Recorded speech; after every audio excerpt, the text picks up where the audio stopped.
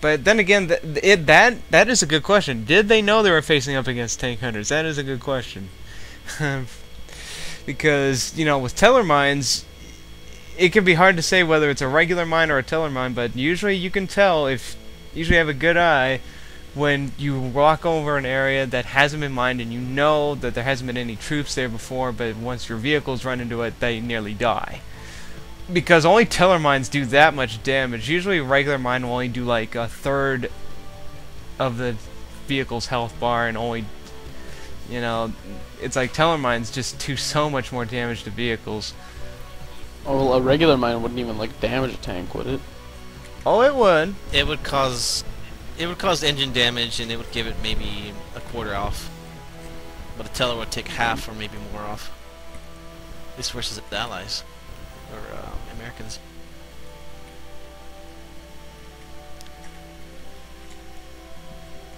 But it would be pretty difficult to tell a teller mine from a regular mine if you're the one receiving it.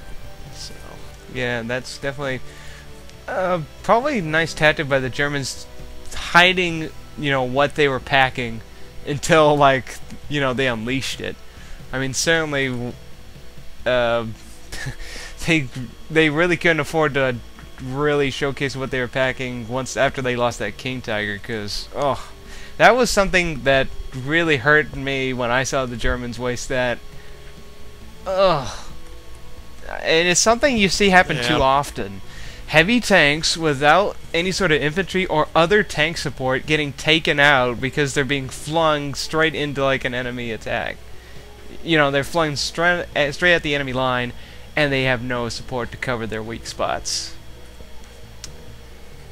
Yeah, that hurt me a lot when I saw that King Tiger just rush in thinking it was Rambo and just get owned by all that infantry and AT support.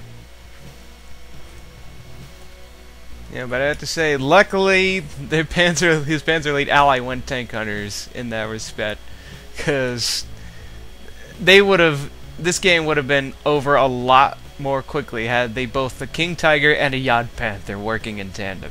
That is hard to beat, I think. Oh, definitely. As soon as the Allies realized that there was a Yod Panther in the field, they consolidated all their forces just to try to kill it. Well, but yeah, but this time the Yod Panther was supported, and it really made it hard for them to kill it. Oh yeah, that's definitely nice micro on behalf of the Panzer Elite player, utilizing his supports, keeping that Yod Panther in play as long as he did, as well as that Martyr. Despite, you know, I didn't really say it played that much a role, it did make 2 tank kills and destroyed 8 buildings as well, most likely sandbags, and it sniped 10 infantry apparently.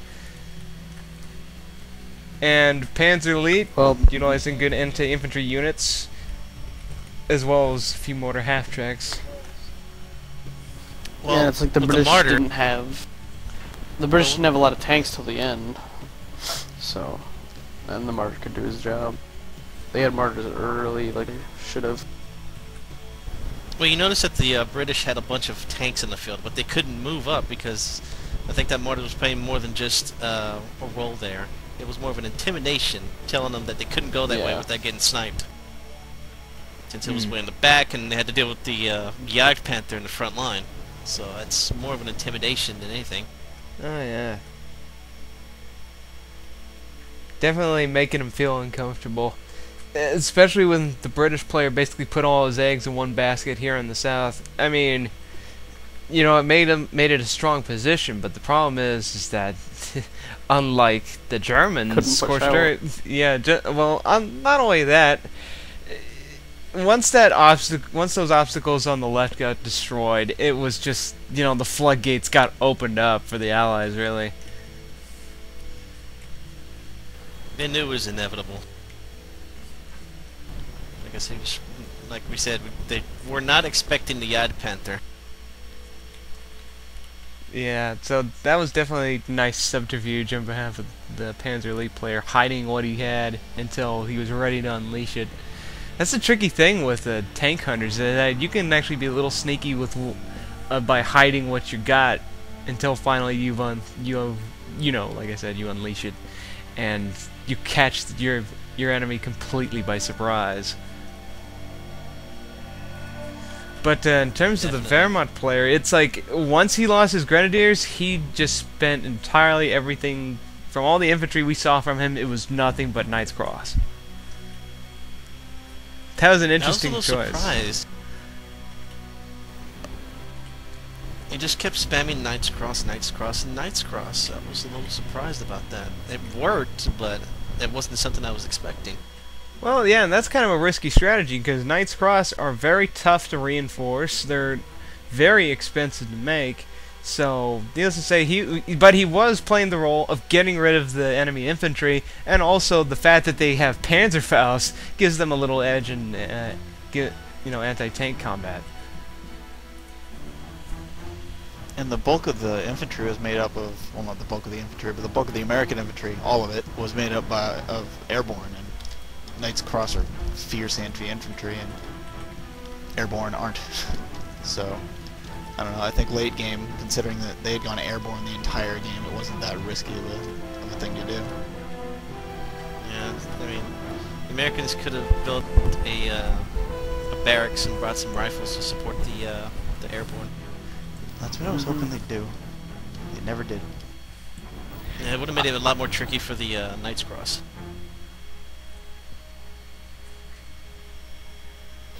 Well, I've got to sign off on this. Well, I think for now, I think we're all gonna sign off. I think this is as much we're gonna get out of this one. So, needless to say, Germans, I would say, nice job. To the Panzer elite player, utilizing mixed units, keeping his heavy tank supported. Though for the Wehrmacht player, I would have liked to see that King Tiger in play more, because that was kind of a waste. And for the Allied players, definitely one infantry type does not fit all, because it's made for, unit variety to really win the day, even for the Allies.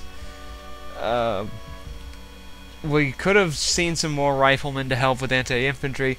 The problem, I think, was that there wasn't a real definition of what they wanted to do, or there was, but he just didn't utilize the right units. I mean, the American player had the right idea, support the British player with infantry, but the problem was he let the British player take all the anti-infantry duties and let his airborne handle all the anti-tank infantry, duties.